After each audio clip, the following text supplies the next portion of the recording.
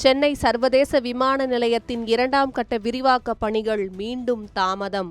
புதிய காலக்கெடுவை அறிவித்த மத்திய அரசு. தாமதத்திற்கு என்ன காரணம் பார்க்கலாம்.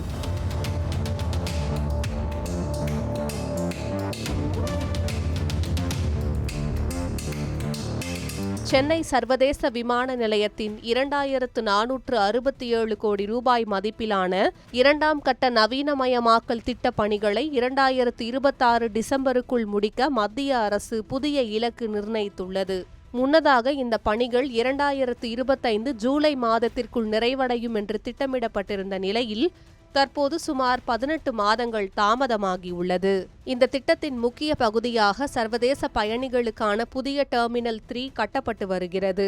இதன் கட்டுமான பணிகள் 2026 நவம்பரில் நிறைவடைந்து திறக்கப்படும் என்றும் அதன் பிறகு 1 மாதம் சோதனை மற்றும் இறுதிக்கட்ட ஏற்பாடுகளுக்கு பிறகு பயணிகள் பயன்பாட்டுக்கு கொண்டுவரப்படும் என்றும் இந்திய விமான நிலைய ஆணையம் தெரிவித்துள்ளது. மாநிலங்களவையில் தமிழ்நாடு எம்பி வைகோ எழுப்பிய கேள்விக்கு பதிலளித்த மத்திய சிவில் விமான போக்குவரத்து துறை இணையமைச்சர் முரளிதர் மோகல் இந்த புதிய காலக்கெடுவை உறுதிப்படுத்தியுள்ளார். தற்போது மொத்த கட்டுமான பணிகளில் சுமார் 27% மட்டுமே நிறைவடைந்துள்ளது.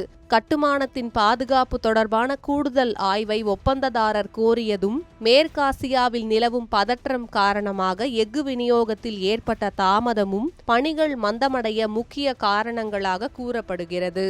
2018ஆம் ஆண்டு தொடங்கப்பட்ட இந்த ஒருங்கிணைந்த டெர்மினல் திட்டத்தின் முதல் கட்டமான டெர்மினல் 2 ஏற்கனவே 2.5 ஆண்டுகளாக செயல்பட்டு வருகிறது. டெர்மினல் 3 பயன்பாட்டிற்கு வந்த பிறகு சென்னை விமான நிலையத்தின் ஆண்டு பயணிகள் கையாளும் திறன் 3.5 கோடியாக உயரும்.